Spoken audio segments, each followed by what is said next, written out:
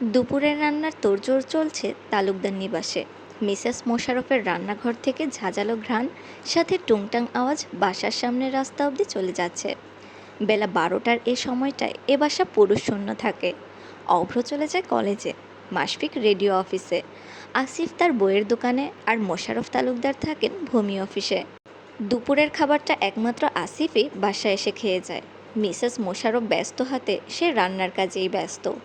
পিচরঙা three পিসের ওড়নাটা আড়াআড়িভাবে গিঁট দিয়ে চুলগুলো উঁচুতে হাতখোপা করে সাজও রান্নাঘরে মায়ের হাতে হাতে কাজ করে দিচ্ছে।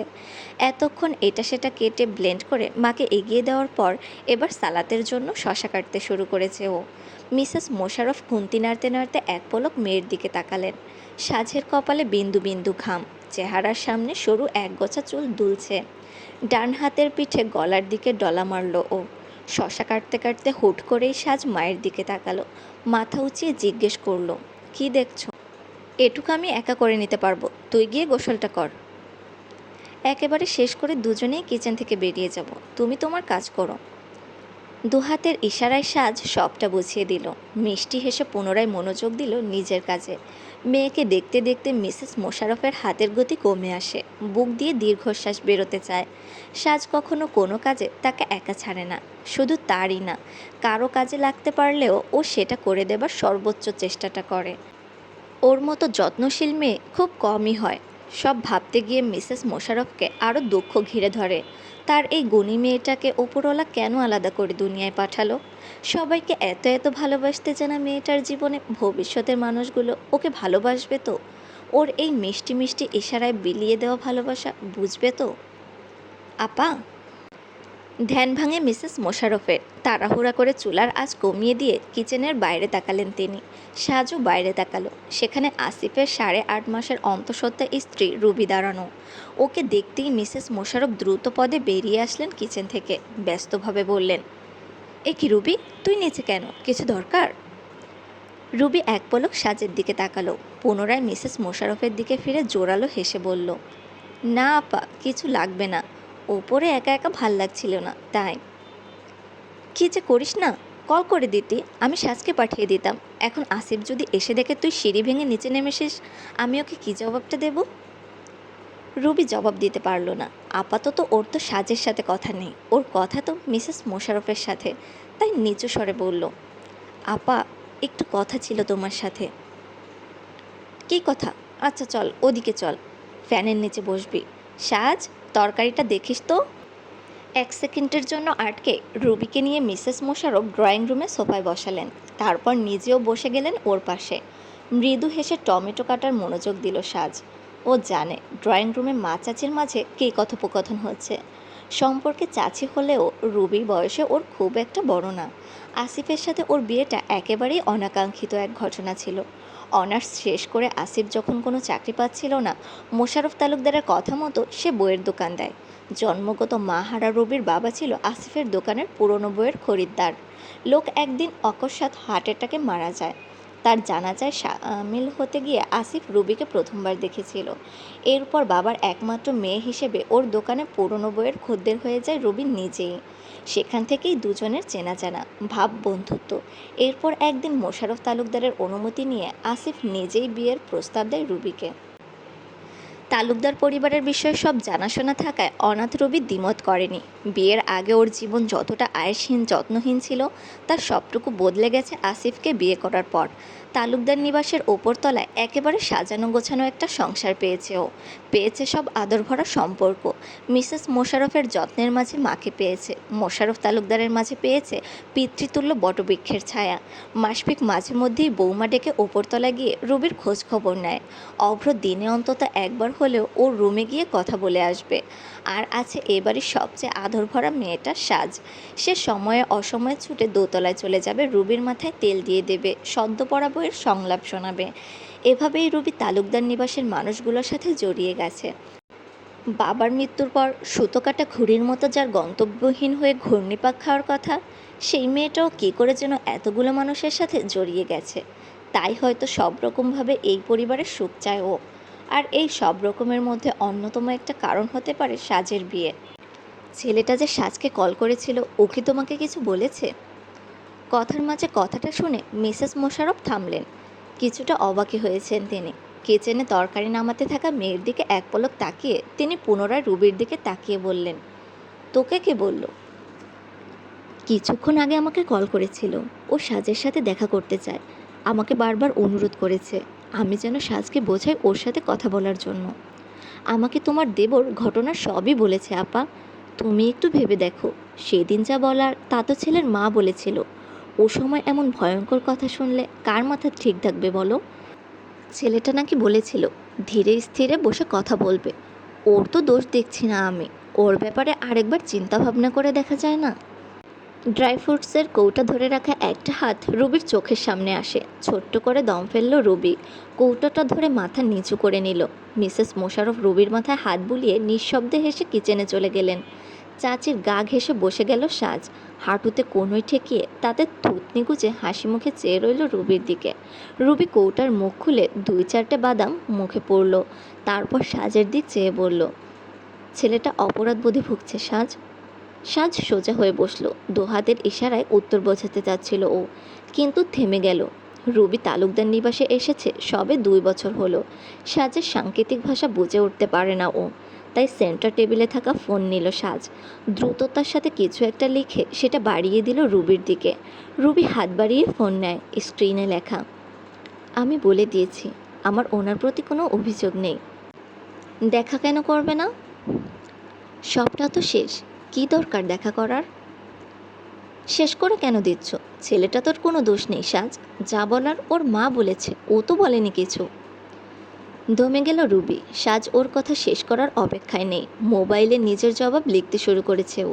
রুবি বুঝে গেল সাজ ওকে থামানোর জবাব লিখছে। আর সাজের এ ব্যাপারটাই ওর পছন্দ না। ওর ধারণা, একটা কথা বলতে না পারা মেয়ে কখনো আর 5টা মেয়ের মতো স্বাভাবিক জীবনের অধিকারিণী হতে পারে না। কেউ মনে করুক বা না করুক, বিয়ে না হওয়া অবধি সাজ এই পরিবারের জন্য বোঝা। স্বীকার করুক না করুক, ও তালুকদার নিবাসের প্রতিটা মানুষের গলার কাটা। ওর বিয়েটা হলে এই পরিবার অনেকটাই স্বস্তি পাবে। রুবি এই পরিবারের মানুষদের সেই স্বস্তিটুকু চায়। অথচ সাজ এদিক দিয়ে পুরোপুরি নির্বোধ হয়ে রয়। ওকে যেমন তালুকদার নিবাসের কেউ কখনো বিয়ে নিয়ে জোর করেনি, তেমনি ও সহজে কারো সামনে যেতে চায়নি। অনেক বুঝিয়ে শুনিয়ে এবারের সম্বন্ধে রাজি করানো হয়েছিল সাজকে। অবশ্য পরিচিত পাত্রপক্ষকে বোঝাতে গিয়ে রুবিকেও অনেক পোহাতে হয়েছিল। তাই সেসব চেষ্টার এমন পরিণতি মানতে পারছে না ও। লেখা শেষে সাজ পুনরায় ফোন বাড়িয়ে দিল রুবিকে। তাতে লেখা, আমি একটু ব্যাকডেটেড মানুষ বৌমা। আমি মানি বিয়ে মানে আমার সম্পর্ক হবে ওই সম্পূর্ণ পরিবারের সাথে। কিন্তু তারা এমন একটা পরিবার যারা মনে করে আমি বলতে জানি না বলে আমার কাছে শোনারই প্রয়োজন নেই। জেনে বুঝে এমন পরিবারে আমি কী করে জড়াই বলো? আর রইল বাকি ওনার দোষ থাকা না থাকা। আমি বলছি না উনি দোষী, কিন্তু উনি তখন কোনো কিছু বললেন না। আমি তো বলতে জানি না। এখন আমার জীবনে আসতে চলা মানুষটাও যদি বলতে না জানে, আমি কী করে তাকে অবলম্বন বানাবো বলতে পারো? রুবি আর একটা শব্দ বলার মতো অবস্থাতে ছিল না। পড়া শেষ করে ফোনটা সাজকে নমমস্তিষ্কে এগিয়ে দিল ও। সাজ ওটা সরিয়ে রেখে রুবির হাত 2 হাতের মাঝে নিল। চোখ দিয়ে ইশারায় বোঝালো, এইসব নিয়ে এত ভেবো না। এই সহজ ইশারাটা বুঝল রুবি, কিন্তু মানল না। চেহারায় একটা নকল টেনে রাখলেও মনে মনে একইভাবে ভাবতে লাগলো ও। বিকেলের শেষ ভাগ। বড় রাস্তার মোড়ে অফিসের গাড়ি থেকে নামলো সায়ন্য। সপ্তাহে 3 দিন সন্ধ্যায় শো থাকে ওর, বাকি 3 দিন সকালে। আর এই 3 দিনে বিকেল 4টার মধ্যে ওর কাজ শেষ হয়। আজও তেমনটাই হয়েছে। সায়ান্ন কানে এয়ারবাড গুঁজে পা বাড়ালো বাসার দিকে, কিন্তু কিছু দূরে আগানোর পর পা থামে ওর। এই রাস্তাটা 2 দিকে গেছে। হাতের ডানে এগোলে ওর নিজের বাড়ি, বামে গেলে তালুকদার নিবাস। 2 সেকেন্ডে গন্তব্য ঠিক করে নিল সায়ান্ন। অদ্ভুত একটা হাসি দিয়ে মোবাইল পকেটে পড়ল। তারপর হেলে দুলে হাঁটা লাগালো বাম দিকে। হুইসিলিং করতে করতে আশেপাশের বাড়িগুলো দেখতে দেখতেই হাঁটছিল সায়ান্ন। হুট করে একটা ক্রিকেট বল দ্রুত গতিতে উড়ে আসে ওর দিকে। বলটা সোজা সায়ান্নর চেহারায় এসে লাগতে যাচ্ছিল। প্রস্তুত না থাকলেও কেক করে যেন সেটা ক্যাচ করে নিল ও। হাত নামিয়ে দৃষ্টি তাক করলো সামনেই ক্রিকেট খেলতে থাকা অল্প বয়সী ছেলেগুলোর দিকে। বল ক্যাচ ধরা মানুষটাকে দেখে ব্যাট হাতে ধরে রাখা অভ্র তালুকদার ঢোক গিলল একটা, কিন্তু তাতে কোনো লাভ হলো না। সেকেন্ডের ব্যবধানে শুকিয়ে কাঠ হয়ে যাওয়া অভ্রর গলা সেই শুকনো ঢোকে ভিজল না। এতক্ষণ একের পর এক ছয় মেরে যাওয়া ছেলেটার এবার যেন নড়চড় করতেও কষ্ট হচ্ছিল। সায়ন্য যে ওর আর দিবার প্রেমের বিষয়ে সবটা জেনে গেছে, দিবা আগের দিনই মেসেজ করে দিয়েছিল ওকে। এটাও বলেছিল যে এই বিষয়ে সায়ন্যর আপত্তি নেই, সে হয়তো দেখা করতে পারে ওর সাথে। অভ্র যেন মানসিকভাবে তৈরি থাকে। যতই আপত্তি না থাকুক, সায়ন্য হামিদের স্বভাব সম্পর্কে আন্দাজ হয়ে যাওয়ার চিন্তা অভ্রর পিছু ছাড়েনি। দিবা আর যে সায়ন্য হামিদের বোন, ওকে প্রপোজ করার আগে অভ্র এটা তো জানতো, কিন্তু জানতো না সায়ন্য আসলে কেমন। আর প্রপোজ অ্যাকসেপ্ট করার পর দিবা ভাইয়ের সম্পর্কে যতটুকু বলেছিল, অভ্র তাতেই বুঝে গিয়েছিল রেডিও মস্তির যে হাস্যোজ্জ্বল মুখ হিসেবে ও সায়ন্যকে চেনে, লোকটা আসলে ততটা সুবিধার না। পেশাগত জীবনে হাসি মুখে পাবলিকের কল নিলেও ব্যক্তিগত জীবনে সে যে মূলত পাবলিকের কল বাজায়। দিবার সাথে যোগাযোগ যত বাড়ছিল, ভয় ততই অভ্রকে অক্টোপাসের মতো ঘিরে ধরছিল। আগে যদি ওর এসবের আন্দাজটুকুও থাকতো, তাহলে হয়তো ও দিবার পা তো দূর, চোখও বাড়াতো না। কেননা শুরুতে ওর একমাত্র ভয় ছিল মাসফিক। এই সময় প্রেমের কথা মাসফিক জানলে ওর গর্দান যাবে। এই ভয়ে ও কেবল মাসফিকের বিষয়ে সতর্ক থাকতো, আর হিসেব করতো ভার্সিটিতে যাবার পর দিবার বিষয়ে সাজকে বলে ওকে দিয়ে বাবাকে বলাবে। ছোট চাচা আসিফের মতো মোশাররফ তালুকদার হয়তো ওর প্রেমও বিবেচনা করবেন। মাসফিক তখন আর কিছু বলতে পারবে না। কিন্তু সায়ন্যর স্বভাব মাথায় বসে যাবার পর অভ্রর হিসেব সব উল্টে পাল্টে যায়। এতদিন যাও ছিল দিবার মুখে শোনা, কিন্তু সাজের বিয়ে ভাঙা কাণ্ডের পর ওর ঘুমই উড়ে গেছে।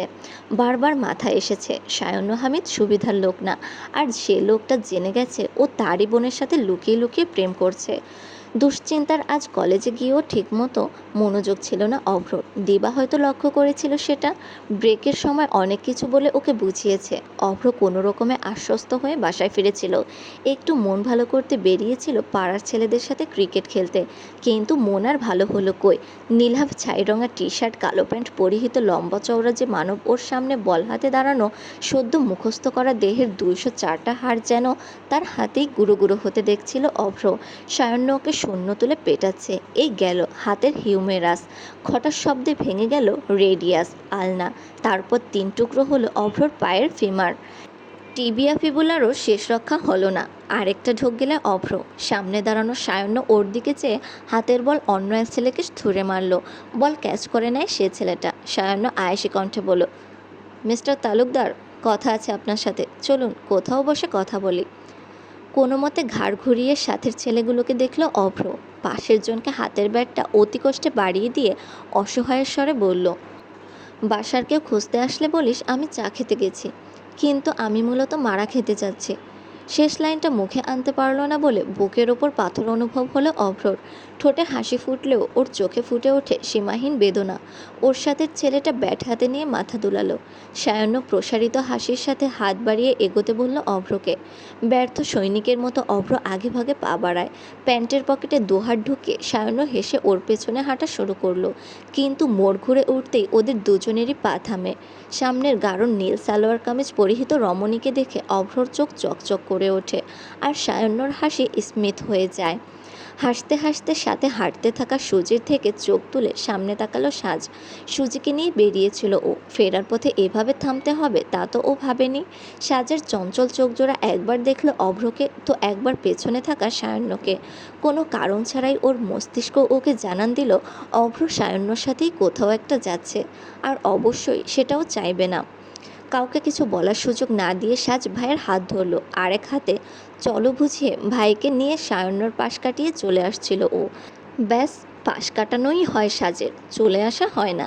2 পা এগোতেই পুরুষালী হাতের মুঠোতে নিজের হাতকে আটক অনুভব করলো সাজ। মৃদু কেঁপে ওঠে, দু চোখে এক আকাশ বিস্ময় এঁটে পেছনে তাকায় ও। হয়ে রইল হচকতেও বিমূর্ত। সায়ন্য হামিদ তখন তার চিরচেনা গা ছাড়া ভঙ্গিতে ওর হাত ধরে দাঁড়ানো। অভ্র স্তব্ধ হয়ে দাঁড়িয়ে রয়। দুটো হাতের বিপরীতে তখন পশ্চিমে হেলতে থাকা গোলাকার সূর্য। বেলা শেষের ঘোষণা দিয়ে বিদায় নিচ্ছে সে। লালচে রঙের উজ্জ্বল আকাশ আকাশের সাথে জানান দিচ্ছে এই সময়টার নামই সাজ, এই সময়টার নামই সায়াহ্ন।